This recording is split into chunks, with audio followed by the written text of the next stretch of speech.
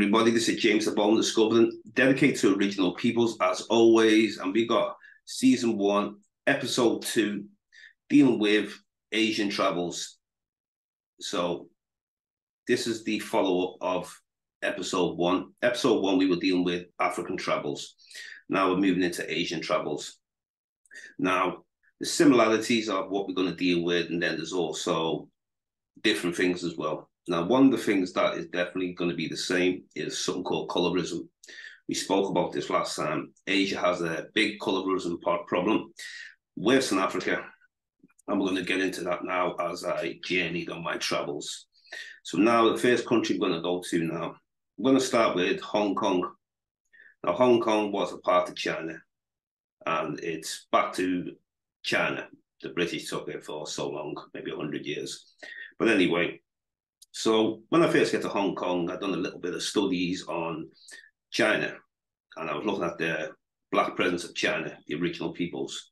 Small diminutive black people first got to China, and places like Japan, you know, these type of places and that. So now what I found is even though you might have the Shia dynasty, black dynasties, you know, some of these direct from Africa. Some might say, no, these are just original black people, but you definitely contact with Africa because of a lot of similarities in their systems. Now, we have the Shia dynasty, which is around about 2,500 BC, around them times. Then you have the Shang dynasty, which is around about 1700 BC. And by the time the Shang falls in about 1000 BC, we have the Zhou dynasty. The Zhou dynasty is the Mongoloid dynasty, which, as we can see, the majority of people in China today are of the Mongoloid type stock. So now, what happened to all these black people, first of all? Now, the first thing is that the Zhou dynasty, when it took over and it pushed a lot of the black peoples down, they didn't actually wipe all the black populations out of China, first of all. It was not until around the 1900s, so we had maybe a little bit before that, the Qing dynasty. Now, a lot of Europeans were going into China from whether Britain, America, Russia, Italy, France, even people from India. Different people were going there during these times. So now what happened was the last black populations, they were still there during these times. And how we know this? Because there was people taking photographs, there's video footage from what Europeans were, you know, they were taking cameras and filming and stuff like that. So we got to see the presence of black people still in China during these times. So now we get up to Chairman Mao. Now, Chairman Mao. So when we're dealing with the time from the Qing dynasty, which is the late 1800s, to Chairman Mao, yeah, it seems like these black populations became extinct. Now, where did these people go, first of all? So, most of them, I believe, got exterminated between the times of the Qing dynasty and the Europeans being there, right down to Chairman Mao. So now, we don't really see any black populations in China. You might see people darker skinned. I noticed in Hong Kong, there was a lot of dark skinned people in Hong Kong. So now my experience there wasn't a great experience. I found them very racist towards black people. Now, they don't have to say something to you to be racist. You pick it up in the behavior. So, for example, in the hotels, I noticed that they were providing a silver service for white people. Now, I know for black people, they were trying to ignore us. You know, they wouldn't help us get a taxi. They wouldn't give us any information, what they were giving other people. So after like about 2 days, I got fed up with it, and I just told them down at the reception. I said, you know, you're treating us like crap here. I said, you're a racist. I'm going to be letting everybody know. You know, and when I said that, they started worrying and trying to give me the attention that we deserve, you know. Oh, yeah, we can help you get a taxi now, or we can tell you where the markets are, and these things like that. So it was not until I mentioned something to them that I got treated a bit better, right? Now, the best thing to do in situations like I've just explained is address the people. If you say nothing, they'll just like treat you like crap, basically. So I'm a person, no matter where I go in the world, I'm going to mention things. Anywhere I go in the world. I do this in the country I live in. I speak out. If I don't like something, I speak out. When you're quiet, that's when people can just trod on you, So I ain't getting treated like no ant. So I told them. So now, going through Hong Kong now, yeah, visiting the markets, very good bargains. Good bargains. That was probably the best thing I noticed out there. And a lot of things very cheap. Restaurants now.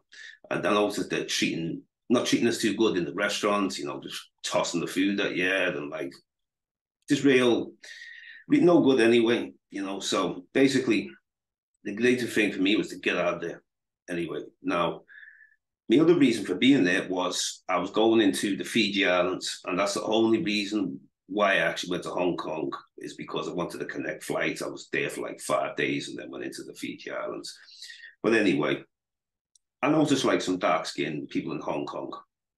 Quite dark, actually. But it's very hot in Hong Kong.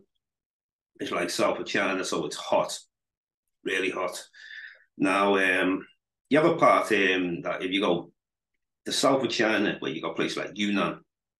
Yunnan basically is in the mountainous areas. Now, even though there's about, 52 to 54 different dialects of the Chinese languages and that. So some of them, they say ethnic groups, but at the same time, in China, it seems like they all just come under one bracket, So I didn't really like Hong Kong too much, to be honest. And I definitely seen a colorism problem. Like people dark skinned, they'd say things like they work in the fields, that's why they're dark skinned. They make an excuse because it's boiling, the sun's boiling. I noticed a lot of big buildings there, and it was roasting when we were there, but then with these big buildings, it seemed like they're just blocking out the sun and it's just increasing more cold, So yeah, there wasn't really too much of a great experience Hong Kong. So I was happy to get out of there anyway, and there was a big presence of Black people in these areas. And it's like I said, it seems like the time of Chairman Mao, they just all disappeared, probably exterminated, or some maybe fled into other parts of Asia. Now, that was Hong Kong. And like I say, not the greatest experience, but if you face any problems, speak out. That's the best thing to do anywhere you go in the world. Now, I'm moving into Vietnam. Vietnam now. Now, Vietnam was a bit better. I think the further you go deep into Asia, the more better the experience is as a Black person. So now in Vietnam, great bargain for your money, some more nicer people I came across. Now I'm searching for the history in Vietnam. So Vietnam, basically, they had Black civilizations going back. Vietnam, Cambodia was kind of like similar territories. So we had the Champa civilization, very interesting. Black peoples, melanated peoples, original peoples. Now, what's happening in Vietnam? Because some of them are very dark-skinned. Some of them have the Mongoloid features type, and some of them are seen like kind of like a bit of an Aboriginal look. So I'm trying to look for the presence of dark-skinned people, especially the ones closest to looking like African people, basically, or like the Melanesian type. So Vietnam now, I took a trip anyway. Yeah, I went into the north of Vietnam. I went to like 3 different parts. I went to Da Nang, I was in Hanoi, and then I went to northern Vietnam. Now, northern Vietnam is in the mountainous areas. And the tribe I was going to visit were called the Hmong tribe. Now, the Hmong tribe, they weren't like the tribes that I was actually looking for. I'm looking for more the African type, like I've seen in other parts of Asia, Southeast Asia. So now I get it's like a 12-hour drive. And we had to get on a bus, a sleeping bus with beds, basically bunk beds. So, you definitely need a bed to go in these journeys that long anyway. It's like 12 hours, to say. So, it's a bumpy ride, it's a rough journey. And don't get me wrong, you get to see a lot of things on the way, like rice farms. You're going into deep into mountainous areas, very green, spectacular view. Now, when we get into northern Vietnam now, so when the buses stopped off, if you want to go any further, you'd have to jump on the back of a motorcycle. So I thought, you know what, let me go a bit further then. Jumped on the back of a motorcycle. Got tucked into there because it's like these roads are like snake bend roads, very thin. So it wouldn't be ideal to go on a bus into these areas. So we get in there now and taking a few pictures and trying to like speak to some of the Hmong people. Now these look more like, they're more like a Mongoloid type. So this is basically, now the reason why they look Mongoloid, yeah, is because we got to look at the history now. Like I was saying about Black people in ancient China, and a lot of them got displaced. So what's basically happened in Vietnam is, during all these dynasties, like the Shang dynasty, Xia dynasty, then when the Zhao dynasty taken over, the Mongoloid are pushed right down into southern China. Now, 2,000 years ago, you'll hear about the Chinese defeating the Vietnamese. These are Black Vietnamese that they were defeating. So you have people in the mountainous areas called the Hmong. Now, these were part of the invasions, really. You know, they look like similar to people in Yunnan, which is like, you know, the mountains that connect to Vietnam. So now I'm noticing that they're not as friendly as some of the other tribes, the melanated peoples that I've came across. You know, some of them wouldn't even like, they don't want to look at you as soon as they see you're Black, you know. And it's almost like a reminder for them when they see Black people that, oh my God, they're Black, you know, yeah, back to claim land, that's right. So I'd speak to some of them, they were acting like very strange, you know, like that. And it's not like a very nice environment. I found it very cold there. You know, I had to put my hoodie on, shivering up there. And a lot of them like live in these like rough type of houses, like these, you know, the like a funny like metal shed type houses, and not really, wasn't like a spectacular viewing on. It wasn't really like I say, some of the experience of the other people's. So I noticed that, well, this shows you that over the time of many years that it was about breeding out the melanated peoples in China, and that racism spread through into Southeast Asia. So now I can see that they bred a lot of the Aboriginal people out of Vietnam. You still see pockets of them, different places, yet they're more darker than like the people in China, but it's still that Mongoloid dominant look, because they basically came in and took over in the last 2,000 years. So now, that was Vietnam. Now I'm going to move into Cambodia now. Cambodia. Now, Cambodia is a little bit better. It's like I say, the further you seem that you're going into these places, the better it is as a Black person. So Cambodia found a lot of friendly people there. And like I say, I'm looking for dark-skinned Cambodians. I found a good few, you know, people who might have been called the Kmers, you know, people who were came from parts of civilizations like I said, the Champa civilization. You also had the Mon civilization. So you had some great empires during these times. Now, Cambodia also had the influence not just from the Chinese, but they also had the influence from India, like Hinduism, and basically you see like a mixture of different looks there. Some look like kind of like a mixture of Chinese and Indian. Some look like a bit more Africoid looking. So I went to Angkor Wat. I was taken there by a guide, but the guide was a person who was kept all the time. I actually got on with him. He was on a level, you know, he was into his hip hop music. So I thought I'll keep him. So we were driving a tuk-tuk, and them tuk-tuks, I like them tuk-tuks, you know, not all stuffy in the car. So he drove me into Angkor Wat, and then so I'm going to see Angkor Wat. Now this is around about the 12th century AD. So I thought Angkor Wat's a very spectacular. It's a spectacular place in Siem Reap. It's a must visit, you know, definitely.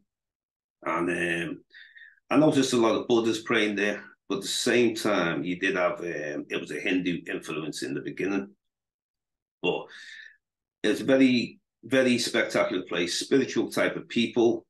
You know, the Buddhas with the shaved heads, dressed in orange wraps and all that one. So, you know, I'm having a good look inside there. There's many different Buddhas. I'm trying to study the Buddhas anyway, the statues.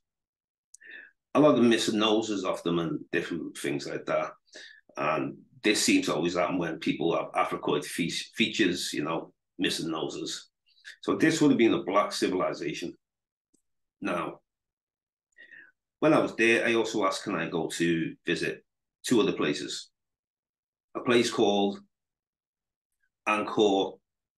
This is Angkor Wat. Then now I went to a place called Angkor Thom. Angkor Thom is where you have the Bayon temples. The Bayon temples are spectacular. The features on them are very Africoid.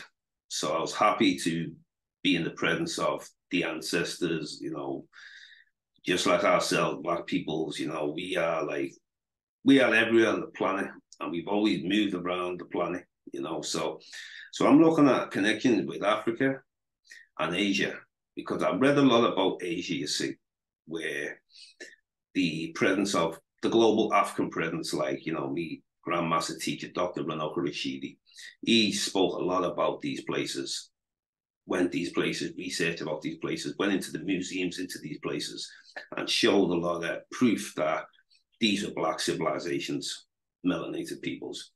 So the Bayon temples are absolutely amazing, you know, and I'm looking at them clearly, the features on them, the statues, and they don't look like a Mongoloid type of people. They don't look like an Indian type of people, what we see today. So definitely the presence of black people in these places. Now, like I say, I'm driving around searching for Africoid looking people.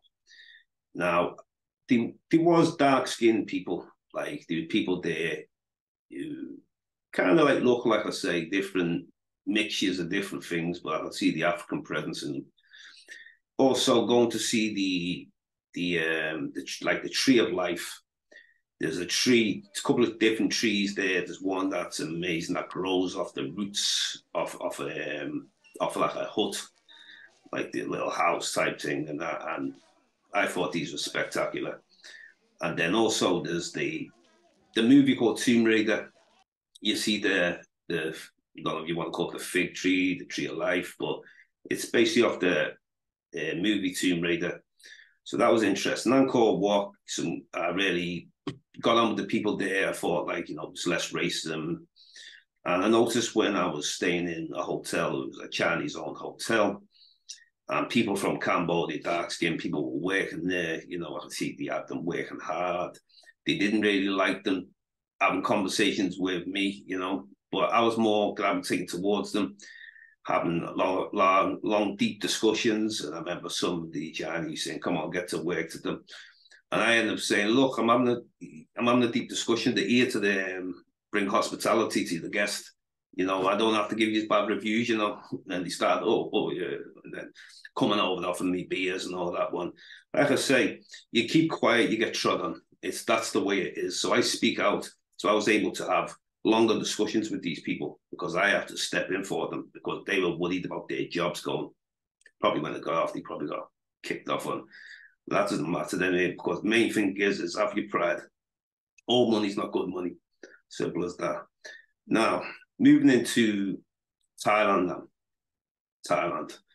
Thailand's an interesting place. I've been there twice. First time I went like 2007, like that. And then I went back 10 years later.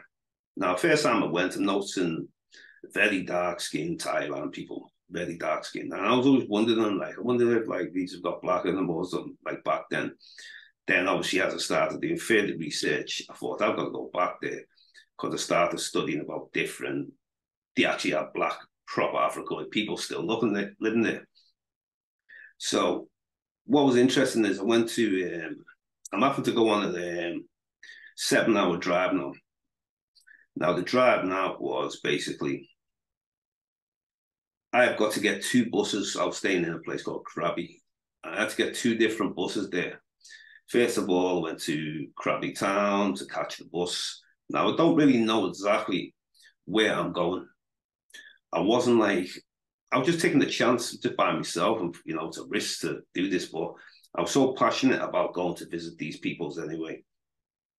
And it was very hard getting a lot of information off people, like saying, well, no one was giving me exact directions where I'm going. So when I get on the bus now, I'm going on a 4-hour drive first.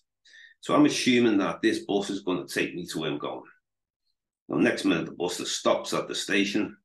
I'm like, well, maybe I'm here. And then I finally got speaking to someone saying, no, you must catch the next bus. So I was like, wow. So the next bus is coming in the next 20 minutes. So I'm just hanging about, looking around, you know, sitting with my sunglasses on. Then I see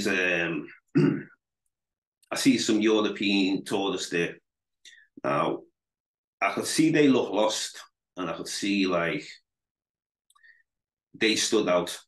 They stood out because not only did they were European, but the fact that they were looking around up in the sky and all this one, like, you know, lost. So that's the last thing I wanted to look like I'm lost, because to people of those countries, when you look like you're lost, you don't know where you're going, people can take advantage of these things. So I just played it cool. Thought I was going to wait for me bus here now. So I got on the second bus now. And, you know, we're going to, I was assuming I was going to a place called Patalung, but I had to go deeper into a place called Sakaya. So now I'm on the second bus now. And I'm noticing on the bus, not really anyone really interacting, talking. You know, no one's really saying nothing. Everyone's got serious faces, place to go. So it was not until I spoke to one person and I mentioned to him, I showed him like a picture on my phone of the Mani tribe in Thailand. And I'm explaining to him that, yeah, these people here I want to go and visit. They're in the jungles, you know, like rainforest type. So the guy was very shocked and said, "You're going there by yourself?" I said, "Yes, I'm going there by myself." So he's looking at me like, "Wow, you are taking a bit of a risk and you're by yourself. You don't know exactly where you're going and you're going in to see these people." So now he spoke to a couple of people on the bus for me. And it seemed like at this time, when he showed them the pictures of where I want to go and who I want to meet, the attention just drawn, the whole bus, like minibus, was just like eyes on me now. And they're very shocked. And some are laughing, some are like very like, wow, amazing that you're going to go in there. There's a lot of Buddhists on the bus as well. A lot of Buddhists, excellent. And there was some Muslims as well. Now, what was great is it seemed like everybody wanted to help me. And this is the hospitality that I really enjoyed. This is going into southern Thailand now. They are slightly very different down the south. So now so when we're getting down there, a lot of people are making phone calls to their friends, you know, asking how can I get to meet these peoples and what's the easiest way for me to get in there. And I thought, wow, I'm starting to see the spirit real strong. Because 1 minute no one was talking for like hours on the bus, and then everyone's talking now once I got involved. And, you know, there's many people who wanted to help me. So we get off the last stop now. So now I'm getting off, and you have to get up at the last stop. So I'm assuming that I must be close to this jungle. So now I get off the bus now, and then some people are saying to me that it's going to be hard for you to get into this jungle. Who's going to drive you there, you know? And there's no taxi drivers around. But what you did have is like hitchhiker type people. Well, people who pick up hitchhikers. So there's like a local, I'm going to have to go somewhere to rest my head. So they advised me now, and these were actually the Buddhists there, these Muslims. Now, these Muslims now said to me, you need to get you to a little, you know, like somewhere to stay, because you've come on a 7-hour drive. There's no buses to get back tonight, by the way. The buses are finished. So I'm like, wow, I didn't even realize this. So I felt like I'm kind of stuck here. So now they take me to a little part of the forest now. And there's like a little place you can stay, like little huts and that you can stay. So they said to like worked out about £10 a night. So okay, I got me little hut then, paid money, and now I'm speaking to the people who are, you know, who are running the place, and I'm asking them, how can I go and visit the Mali tribe now? So it was like almost looking like I'm not going to get to see these people now, and like to tell me that they don't know who could take me in there, and maybe the next day they could take me. But I was so hyped up that night. I wanted to see them that night. So now I'm there for about an hour, hour and a half. It's getting a little bit darker. Must be getting close to 9:30 in the night, 10 o'clock in the night.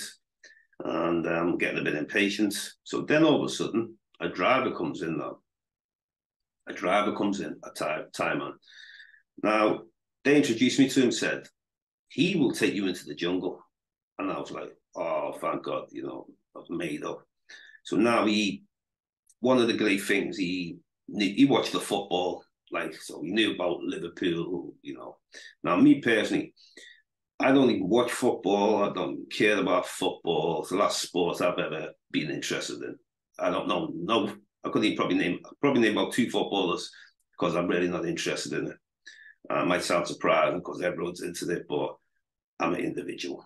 But anyway, so I just played along with it. Yeah, Liverpool, blah, blah. I couldn't even name one football player, but at the same time, I just went along with it just to keep him happy. So now he takes me into the jungle now. Didn't really want any money. I said, no, you know, got to give them some on the way. So stops off at off-license fairs before we go into there just to get like a few munchies, and that took some munchies. And so he goes down there now, driving into this, like getting close into this jungle. And we have to meet like a ranger. Now I'll explain what it is, what I mean by a ranger. In the middle of the night, you can't just go in there to see these tribes. Because if you do,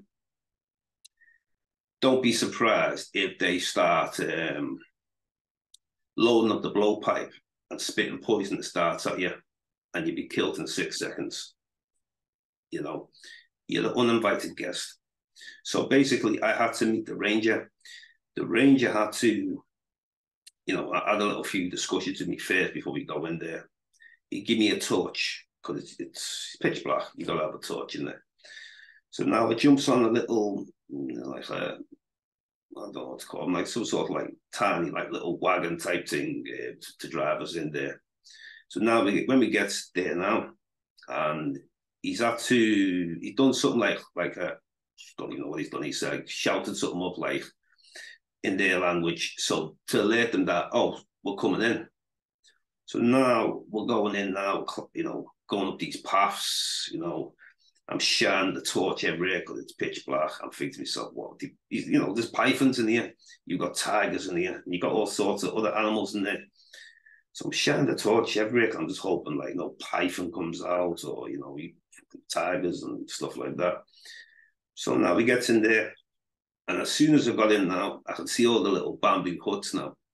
And then I see like a chief come out and, you know, shook me hand. And wow, when I seen him, Black peoples, African-looking peoples, I knew I am here. And I was so excited. I did a lot of video footage there.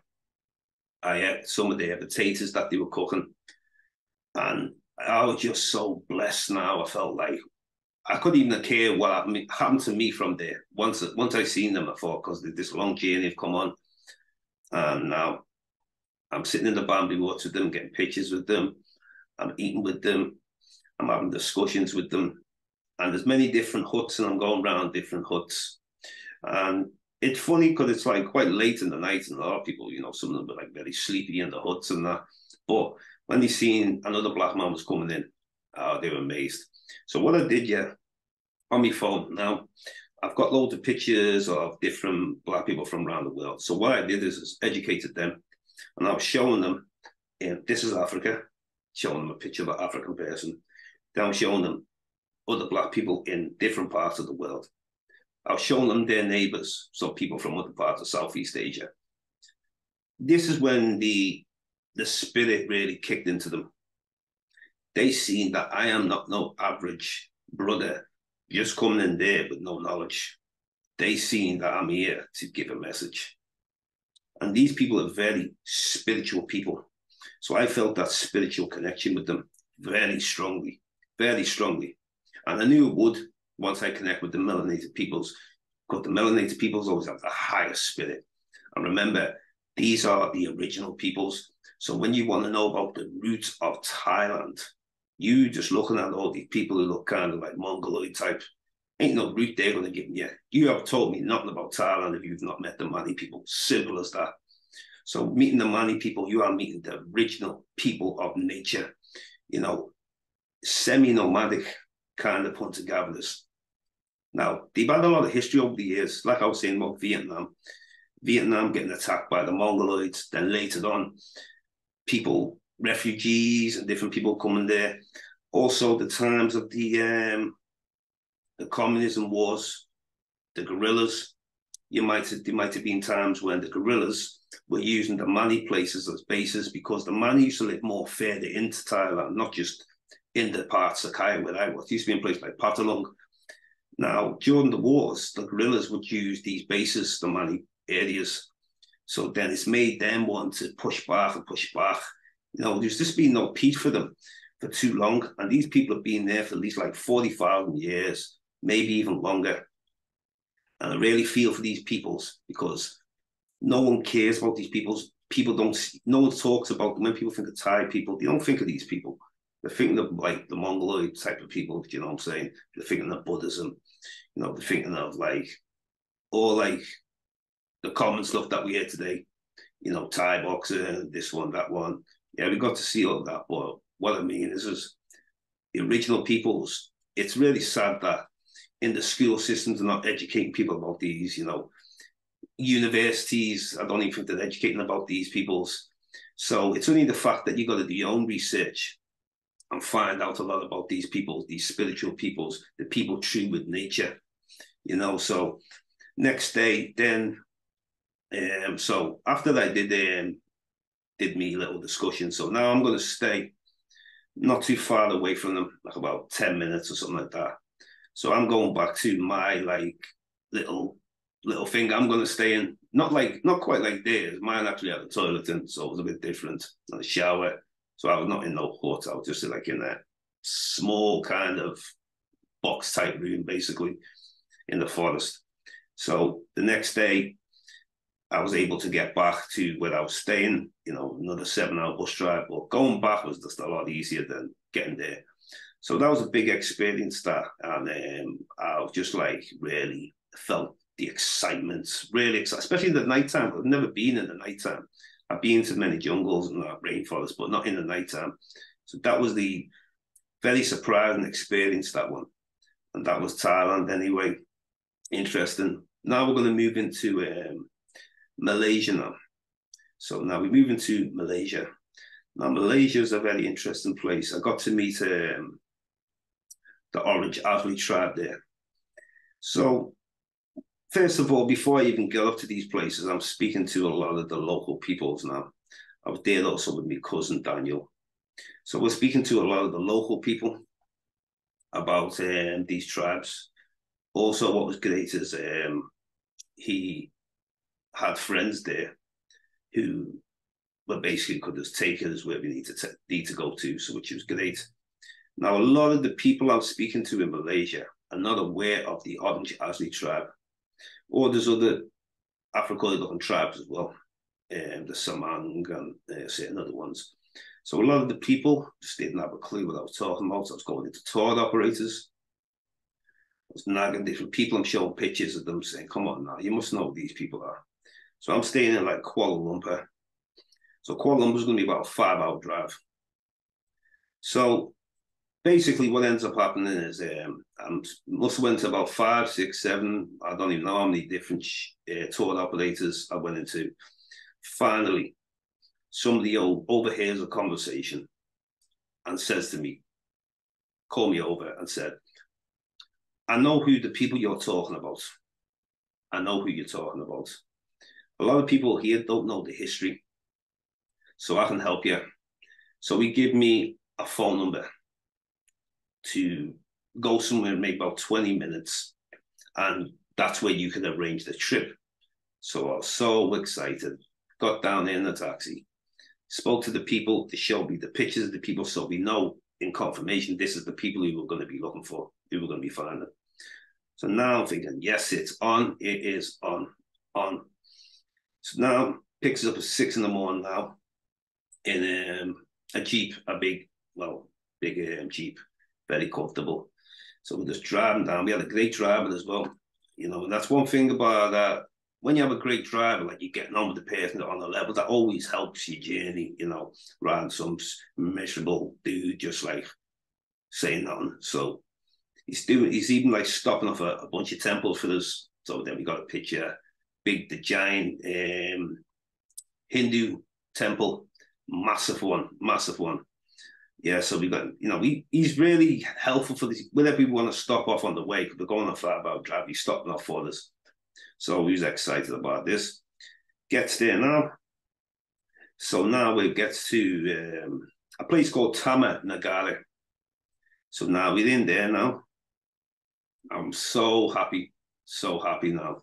Now we're in the Jeep that we went in was great, because I was happy I didn't get the bus there, because that would have meant that the tour bus would have been the tourist on there. And I'll be honest, I know I'm not on the same level as most of them. So when he got us in there now,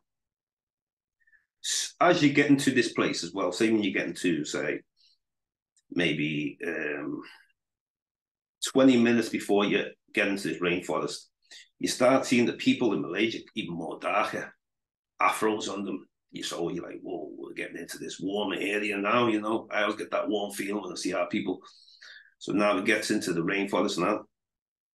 We have to get a little boat crossing this river. Then he said that we have to walk on this longest canopy in the world. And I was like, wow, we've got to walk on this. He said, yeah, there's tribes at the other side as well. So he said, it's a spiritual walk. Basically, you ain't a man until you do this walk. So I thought, well, some women are doing the walk as well. What's that mean? So, basically. But when you say a spiritual walk, I totally connect with that anyway. So now, this is 100 and maybe 31 feet high. And the width of it was about 500 meters. So now we got to walk on this now. And the walk took about over 20 minutes, maybe 25 minutes. And it's the most scariest walk I've ever done. And you're kind of like hoping that it's just going to be over soon. So what it's like, you have this big beam that you're on, and then you're walking on these planks, and you're just walking on the planks, and there's just like a little 2 ropes there, like sort of thing, you fell off, you'd have to hang on to them. And then you get to the other side of the beam, and you got to keep going. So now they only let 3 people on at the same time. So you've got to make sure that you're not walking too fast, because you can affect the person in front or behind you. And they've got to do the same. So it's really like, even though you might have been 131 feet high in the air, there's still trees higher than you. So this is like, wow, this is like nature. Then they're seeing warning signs of snakes and tigers. Wow, sweating even more now on there. Then we get, so finally now, once we did this walk, we got to the end of it. I'm like, wow, that was it. I was made up just to finish it. So now we get to meet a lot of these tribes now, the Oranjasi tribe. Very happy to be there. This is like part of the mission. You finally got here. You're meeting the African-looking people, seeing like the little houses that they're staying in, they're very traditional dressed. But at the same time, you've got ones there who had clothes donated to them from whether it was tourists or charities or whatever. So you'll see some of them just with ordinary clothes on, because people can donate clothes. Then you see someone very traditional dressed. So now these are about the 40 or the 60%, but you will have another 40 or 60% that are out in the wild that don't even want to be seen. They don't want no contact with anyone, because they just don't trust the system. So yeah, they try to, like Malaysian government, they'll try to lure these people into coming into their societies. Basically, a couple of reasons. One, breed them out when you can bring them into the dominant society.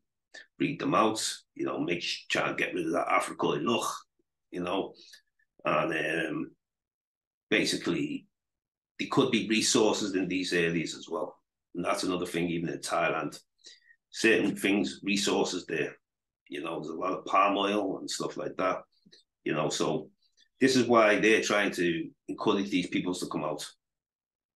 Then another thing is you know, when they're chopping forests down, these forests were a lot bigger than at one time what they are now.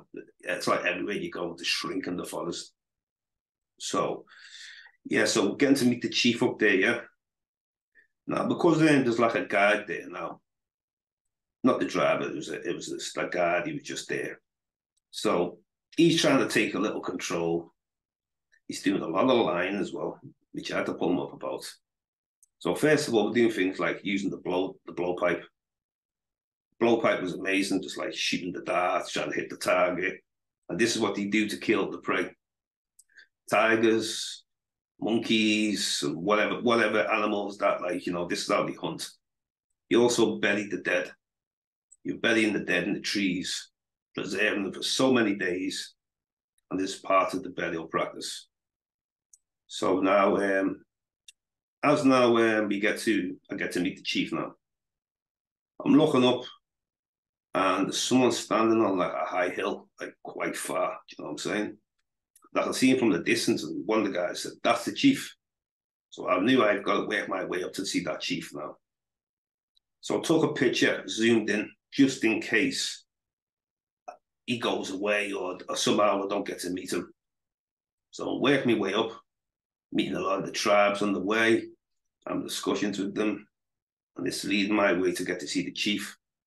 So finally got to meet the chief, got a picture with them, having a little chat with them. And the people there were really happy to see me and my cousins, because we're just like brothers to each other. Like, and we know that there's a certain unspoken conversation which you don't even need to have sometimes. They just look at us, we look at them, and we know we are connected.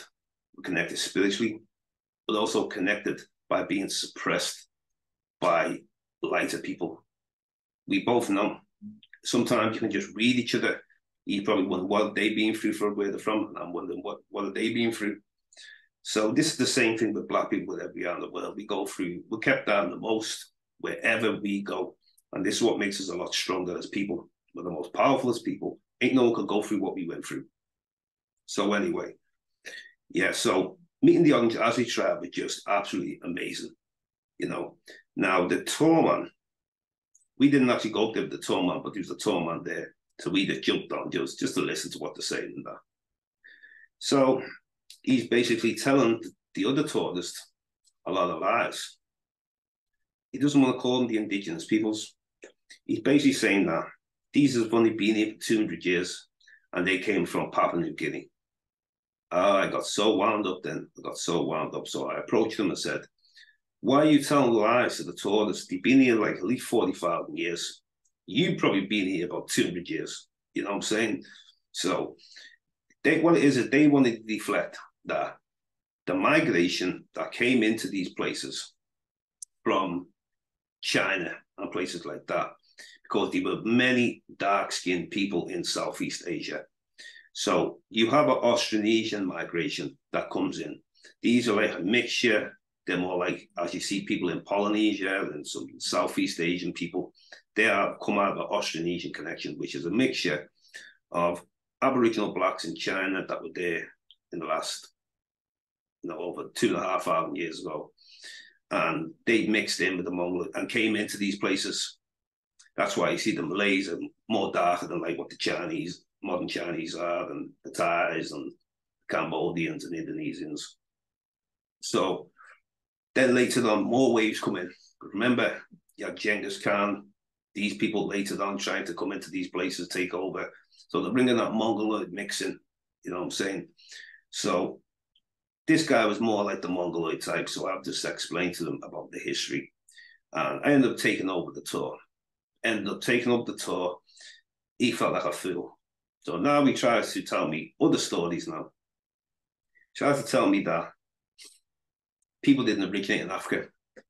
He's just not happy at all that he's got someone who's well educated, more than he is, and more connected. I'm from a tribe myself, man. I'm an Ejo tribe. Don't talk to me about tribe. You ain't a tribe, man. I'm a tribe. Their tribe. Goes tribe to tribe, meeting each other. That's just the way I've seen it. So now with the tribes now, he's telling me that no one, there's evidence that people didn't originate in Africa. So I said, okay, where are you saying they originated? He goes, I've got the paper there. I said, okay. So after this tour finishes, he thinking I'm just going to forget about it. Like I'm one of them ignorant brothers. But nah, you mess with the wrong brother now. I was on him. So when we got to the cafeteria area, but get coffee and drinks and all that, I said, do me a favor, show me that paper. And he's going in his pocket very slowly. I said, show me it. Got it out eventually. Read it. Now, this is something I've read a while ago. All it said is that 65 years ago, there was a skeletal remains in Siberia. That's only 60,000 years ago. People in Africa, millions of years ago. So basically, I read it, but I've already read it before in the past because I've looked at a lot of different anthropology, all this genealogy stuff, skeletal remains. I've looked at it way before he looked at it. So he didn't prove nothing. So I ended up coming back at him. And he was just so wound up. He felt like an idiot. He was anti-dark skin, anti-original, and anti-African. So he got put in his place, like I say. You say nothing, people take the pee and trod on you. Not happening with me. Anyway, so now we just get taken back now. That was a great experience. Actually, one of my first experiences that around 2014. So we get taken back now in the Jeep. I got a lot of good pictures, got a lot of footage. A lot of the tribes I met there as well. There was actually some that spoke English as well, which made it even better. So people were very surprised. I was surprised that someone spoke English. And when they were saying to me and I, Daniel, yeah, we black, all of us black, you black, we black, and we want peoples, man. I said, of course, man, that's what we expect, man. It wasn't like the experience of Vietnam where people are the Hmong tribe, don't even want to look at you and all that, and weird and all that. So this is down. So I find that the more original type of people that you're going to meet, the better the spirit is. You know what I mean? You feel that true energy of that land because the ancestors were there in that land a lot longer than the Mongoloid type. That's why you feel that great energy. Yeah, so that was there, and that was just absolutely amazing. So now we're going to move into another place now. We're going to move into the Philippines. Now, the Philippines was interesting, getting to meet the Eta people in the Philippines. I was there with another cousin, Faris. Very interesting place. So now we've got to sort out now how we're going to get up there now, because it's the getting up there part which is the most difficult this way, because I mean there's different ways you can get there. You can get buses, and that's going to take you so long. You can get jeeps, you know, and sometimes people might even try and get a flight, but I didn't think that was necessary. So we're working out now, because I first was organising this with a tour operator before I actually got there. The price he would give me was rather high. So it's not until you land in a place and you start investigating how you're going to get your best bargain for your money. So now in the Philippines, we're in Manila, just staying in our place and that. And then, just so basically just on the local streets, because we were like in like quite ghetto type of areas and that. A lot of dark skinned people in the Philippines, even just your average, not even necessarily just going into the mountainous areas. So, but at the same time, we're looking for the most African looking people. So we ended up speaking to a local person there who says, I can get you your trip 3 times cheaper than what you're being offered by these tour operators. I thought, okay, great. And also you're putting the money in the local people's pocket rather than the European tours operators. So I thought, yeah. So he gets us the driver now, picks us up at like 6 in the morning. You have to come early. So we gets up there now, and that was about, say, maybe about a 5-hour drive or something like that. Excellent place, you know, excellent location. So we're looking at the people now. We're looking at the people there, and the people on the way, like I said, as you're getting closer to the place, they start looking more African looking. The more you get into a place called Luzon, northern Luzon, and the very mountainous areas. You do need a 4x4 Jeep to really scale up these mountains, because I mean, people sometimes try to walk up these mountains, but that's just we can get up easy with the Jeep, just do it that way. So remember, just before we got in there, we seen like a little quad. Someone on a quad, there was these two brothers on a quad bikes. And I was like, wow, there they are. Get a picture of them quick. You can just in case you don't get to see them where you go, because you never know what can happen. Because there was all mad things on the way that was kind of stopping us getting in there. There was like a bridge that just collapsed, like, so we had to go another route. There was also the driver he hasn't really drove into these places before, so we're like, oh, come on. There's always ifs and buts and this and that when I'm going on these trips. There's always something, because it's not something that like everybody knows about. It's not like your regular journey is to work. So now we get into the mountainous areas now. We're scaling up these mountainous areas. Really, like, not just like roads though. We're going on like, it's really like, it's unbelievable. I've never done something like this before. Finally gets at the top now. I'm like, wow, that's a journey that. So now I see all different peoples, black peoples everywhere, Afros, African features. So I'm like, yes. And I always get this feeling, once I get into these places, the journey is like, wow, it's okay. But once you meet the people, the spirit just comes and hits you, that true nature. So now one of the first things I said to some people's there, I said, okay, pull over to the driver. And he was a little bit reluctant. He thinking I'm just going to stay in the Jeep. What am I going to do that for? Come on now. So jumps out the Jeep. He's sitting in the Jeep for a bit, and then later he gets out. So I jumps out the Jeep, walks over to a bunch of people. And the first thing I said to them, Chino Africa. And a load of them started shouting, yeah.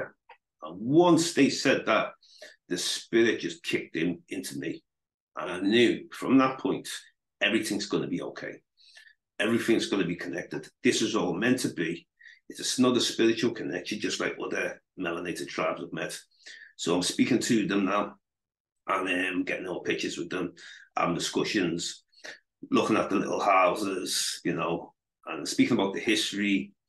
And like I say, all these Southeast Asian tribes, some of them call them animist, where they're connected to nature. Now, they don't actually worship the ancestors. They pay homage. You never forget the ancestors, whether it's through art, whether it's through oral history passed down, certain customs and traditions. They don't forget the ancestors. It's not about worshiping. They have more of a connection with nature, and we can't exist without our ancestors, So they also have a supreme being. And most of these indigenous people have a supreme being. A supreme being, like there's a God, like it's through God. God's not like a likeness, I mean? Even though you might see certain deities what people have, it doesn't necessarily mean that's what God looks like.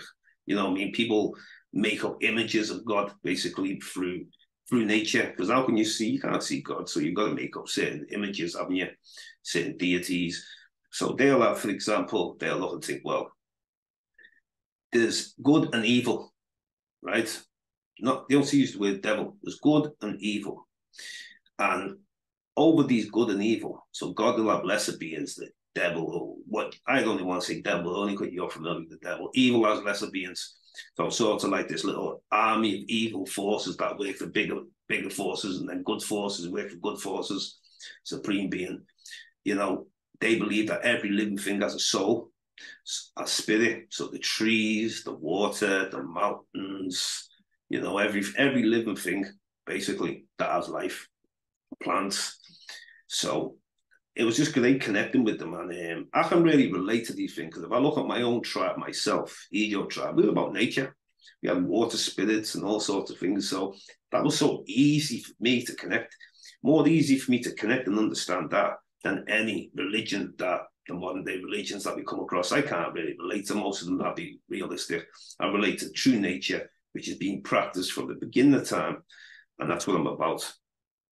So the people there, the Etta, they've been introduced to churches. I've seen like a Jesus statue there, a pale Jesus. I told them that's a load of crap, you should take it down. But then some of them, even though they might have it there, the same time, they still practice their traditions.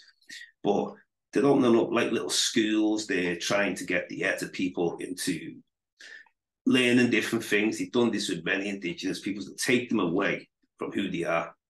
But when they connected with me, they seen this brother as a true brother, and they knew I am not on the side of the invaders, of course, because my mentality and my complexion is completely different than what the other people are doing.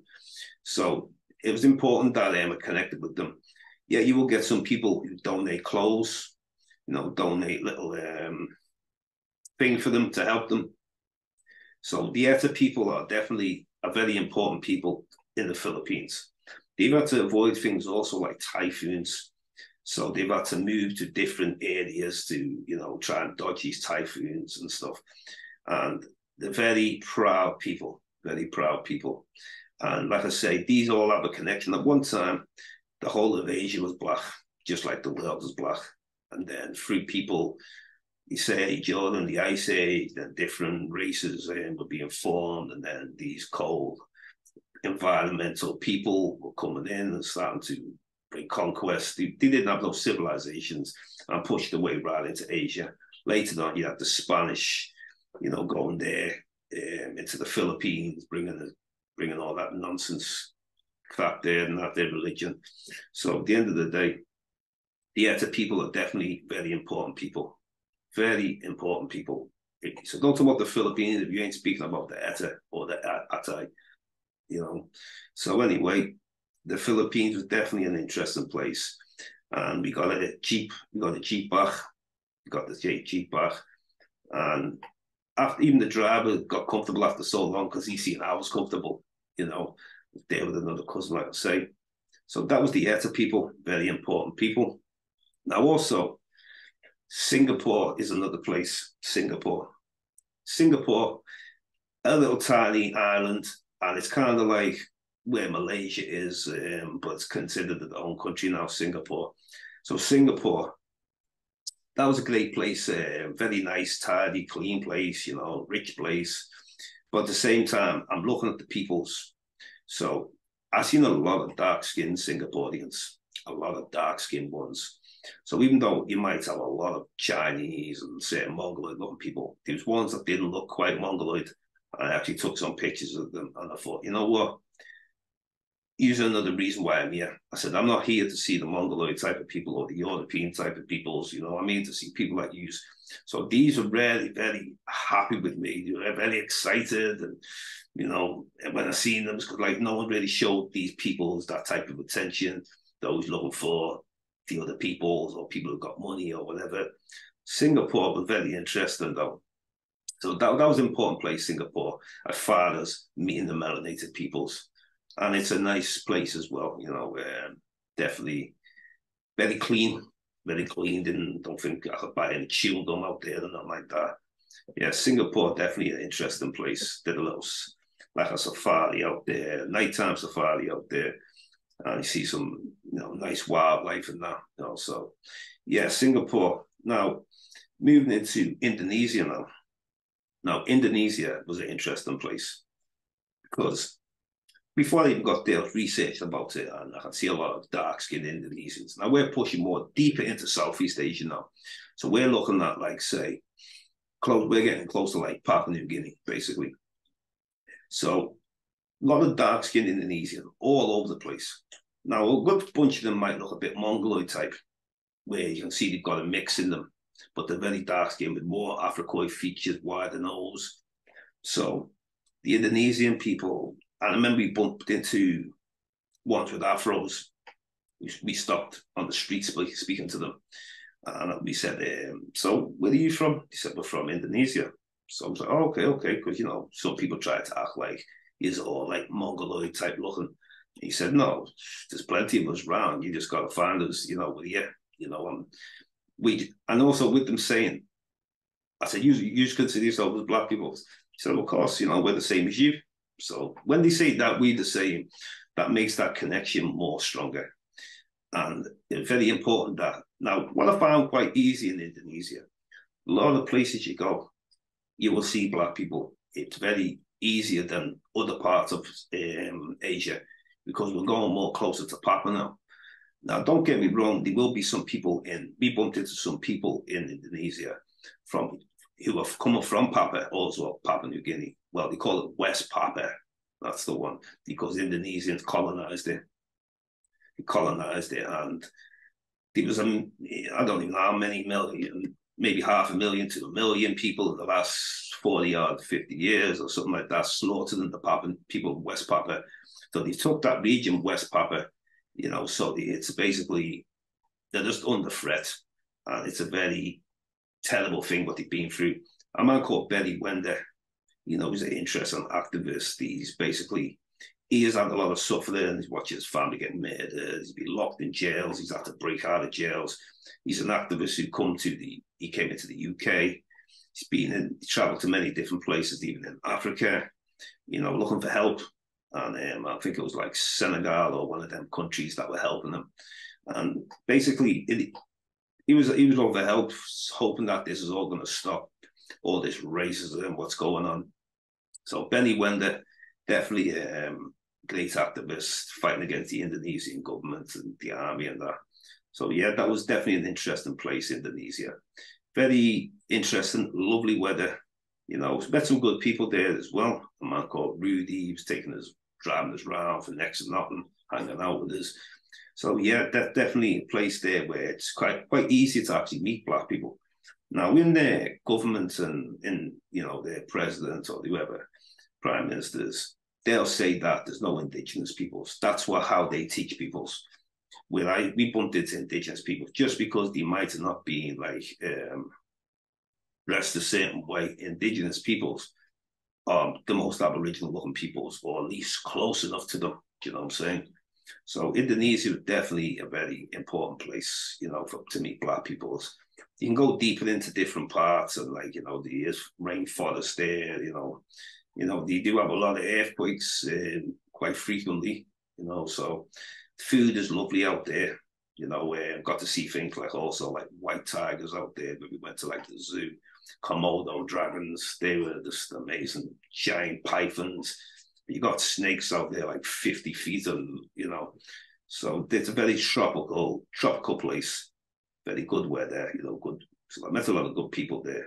But at the same time, there's always colorism problems in these places, though. So this is the problem with some of these places. Now, moving into another place now. We're going to move into Sri Lanka. Now, moving into Sri Lanka now. I knew someone from Sri Lanka before I got there. So I was like local shopkeeper I was speaking to, got friendly with them. And said, I'm going into Asia to meet a lot of tribes, and I want to go to Sri Lanka. Do you know anyone who's there? He said, yeah, his brother. So, wow. He goes, his brother also deals within, tourism as well. But wow, coincidence that. So when I was flying into Asia, I'm going to be going into Sri Lanka very late in the night. So I got there very late. And get through now. And then sees a picture of it. Well, I already had a picture of his brother, so I knew the guy who I would be coming to meet. So it was late in the night. So I was happy that he picked us up after 12 in the night. Get through. Takes us on this 3-hour drive now, because I'm not staying in Colombo, the capital. We're staying in Kuranagala. I didn't realize how far of a drive I'm going on, but luckily I've got the stamina and I've got that character to be able to deal with these things, from long trips. I've been doing 12-hour drives, not long, a couple of days before I was doing 7-hour drives, so doing 5-hour drives, 6-hour drives, even before I even got there. So it was nothing to me to go on a 3-hour drive. So in the middle of the night, it's roads are dark, pitch black. It's parts where there's no lights, as well as and then every now and again we'd stop off to get a little drink and that. And it was wow, this is some not moody place, but I was thinking to myself, this is quite shady looking a bit. And don't forget, I've never met these people, what can go on. Certain people think you're from the UK, we can do kidnappings, we can do whatever, what I'm saying. So I'm just driving for 3 hours now, and then finally we get to this place within Kuranagala. So now I'm going to stay in this local place, but it's not going to be the place I'm staying right through the trip, because he was actually due to take me to the village, but because we got there in the night, you can't enter the village, so we had to stay in a local hotel, shifty type of place, you know what I'm saying? I was staying in this hotel. So now he said, I'll pick you up in the morning, and then I'll take you to your village, well, maybe 20 minutes drive. So I was happy in the morning when he picked me up now. Took me to the village. Then once he got to the village, it was a lot better there. Now the showers are just cold water, freezing cold water. I was like, wow, where'd your hot water? But it wasn't really happening, but I had to get used to their way of life anyway. So every day he was looking after me. You know, he would come bring me food every day. He was taking me to different street, you know, getting the street food. Food was absolutely amazing. Took me around all his family, met his mother, you know, met his sisters, brothers, cousins, friends, and everyone all knows each other in these villages. So it was great that he took me to as many Buddhist temples as possible. A lot of Buddha statues, a giant Buddha, sitting down Buddha. It was like Buddha, they were all over the place. Now, the big Buddha was a sitting down Buddha carved of rock. And this is supposed to be like on the record now of the biggest Buddha. But it's not an old Buddha, this one. No, this was only built in the last maybe 30 years, or I'm not too sure the exact date. But it was just an experience to see it. And now he said, when you walk towards this Buddha now, take your shoes off. So we had to take the shoes off, walk towards it. He said, don't stand with your back to the Buddha fully. So we had to like sort of stand on a bit of an angle, but disrespect to the Buddha. So, you know, you just go with the program, isn't it? So now he's going to take me to a place now to meet the tribes. Now, this is where I'm really looking forward to this now. So now, so we get a bus, 3 different buses now, 3. But wow, this is a journey now. It took about 7 to 8 hours to get there. But it was great anyway because, you know, you're getting to see a lot of the place. You're getting to see a lot of dark skin. Now, one thing about Sri Lanka, they're very dark skinned people. Nearly most of them, some of them are called Tamils. You know, now the deeper we got in, we met, we're going to meet the Veda tribes now. So at the time we got up there, jumped on a little tuk-tuk. Took us in there into the rainforest, and we're getting to meet the Vedas. Did a little interview with some of them as well, which was great. So I was explaining that what made it easier is I had to interpret to the person who I was with, to the tribes. So the interpretation was going on. So it was great communicating and speaking about their ancestors, you know, their connection with the forest, you know, the connection to nature. Some say animist. So now I was more on the tip where, well, you know what? I'm an Ijaw tribe in Nigeria, so that's why I was able to communicate so well. So when I'm passing on information, even though this brother's a Buddhist who's took us there, he's still getting to understand that this is the older story that we're talking about. We're not talking about no modern day stories. This is old, very old, older than your Buddhism, older than your Hinduism, older than all them religions. So it was great connecting with them. And then he just driving us around in a tuk-tuk. Now the weather was started lashing down.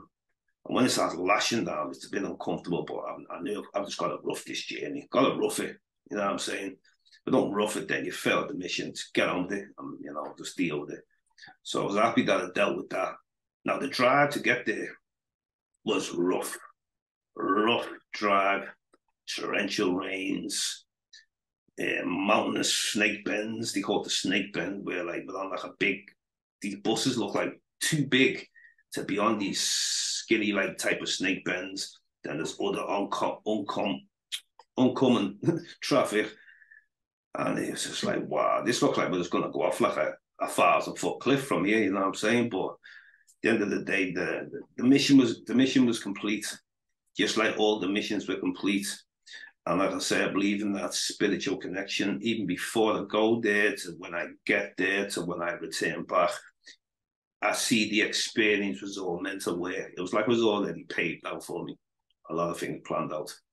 So Sri Lanka was like, that was a great place. I thought a lot of nice people I found as well. Now I know they've got history there of like Tamil Tigers, and then, you know, the other peoples have problems with them and that. But it's the Europeans again coming into these places, you know, trying to infiltrate. Then you got people who came from India, want to bring that silly caste system over, Hinduism and all that crap. Well, they're just nonsense religions. I actually prefer Buddhism, don't get me wrong, than Hinduism. Don't like Hinduism. Very racist religion. And I couldn't even care that people thought, oh, you're being disrespectful to Hinduism. No, Hinduism disrespecting all of us who are black, simple as that. So that needs to be banished, that religion. Same with certain other religions that have racism towards black people. You know, speak up, man. Don't be sitting there quiet, letting everyone do the talking for you, and then you get trodden on. So speak up, simple. And that's what I do. You know, so that was my journey moving through Asia anyway. And one more place I must speak on, Abu Dhabi.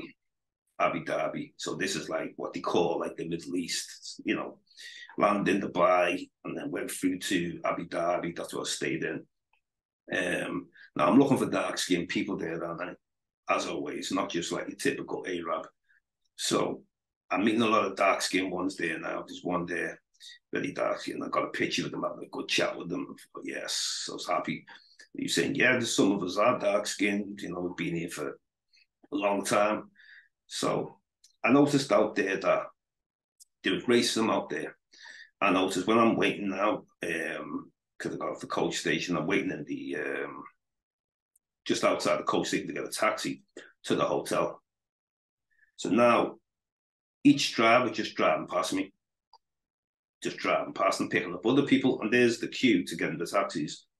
So I'm getting disappointed now. I'm thinking, what's going on here? So finally, a Ugandan taxi driver pulls over for me, picks me up, and takes me to the hotel. Now, that was just a starting point. So there's many different hotels, and he couldn't take me. Every time I'm going into a hotel, they're saying it's full. But then I'm looking after some sheikh or some European who were getting the hotel before me while I'm in the front of the queue. So it started to do me head in this after a while. So after like about 8 hotels I went in, I had to make a bit of noise then. I had to start speaking up, because if you don't speak up now, where are you going to be staying? You're going to be staying in some garbage ass, you know, can trash place or something, man. So I ended up flipping on them now. I said, look, now, I've been in about 10 different hotels now. You're all saying that you've got no room, but you're getting all these European people in. I said, you've got all these Arabs on, these sheikhs or whatever they're called. And I said, you're being disrespectful now. And then, you know, you start speaking deeply to them. And then when you start speaking in front of people, they start like worrying about who's listening to the conversation, because no one wants to be called racist. But that's what you are, even though they know they are, but they can't publicly say we are racist people, because certain other people might hear that and think, well, it's not a good reputation, that. But regardless of the reputation, they are racist. A lot of Arabs are racist towards black people. Simple as that. I know certain black Muslims don't like to hear that, or certain people who are other Muslims. I don't give a damn. I'm a speaker out is. I'm about original peoples. I'm about my peoples, and I don't care who's what religion, because racism is always involved. Doesn't matter its religion. You look at the Hindu caste system. You look at racism in Islam, racism in Judaism with the white people who are Jews, racism with all these religions, man. Christianity, the white Jesus. So at the end of the day, religion don't mean nothing to me, and I'll never be a part of a religion. Never be a part of it. I don't need to go down that route. I done that route when I was about 12, 13, and I noticed now, man, there's colorism problems. And if we don't acknowledge these colorism problems, we're always going to go through these problems. Too much. Now, last place I'll mention now, Turkey, because Turkey is half Asia, half Europe. So I might as well throw Turkey in there. Turkey, a lot of history with Turkey, isn't it? You know, a lot of the people came from Central Asia and took over the original indigenous people of Turkey. So I'm looking for dark-skinned people in Turkey. I found like the odd ones in that, but there's actually an African woman that was there. Afro-Turks brought their slaves and stuff like that, the typical way. But the original Turks were like African-looking people, you know what I'm saying? So we got to make sure anyway that we know our history, because if we don't know our history, and other people will tell us our story.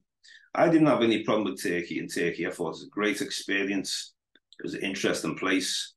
And yeah, you know, it's kind of part of Asia, kind of part of Europe. But yeah, an interesting place, a lot of history there, you know, what's gone on over the years. But for me, it's about connecting with the original peoples. And that's what I'm about, connecting with the original peoples. And I feel more empowered. And that's what I'm about anyway.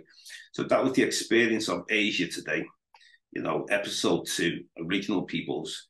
So now we'll come to episode 3. That'll be Australia and the Pacific.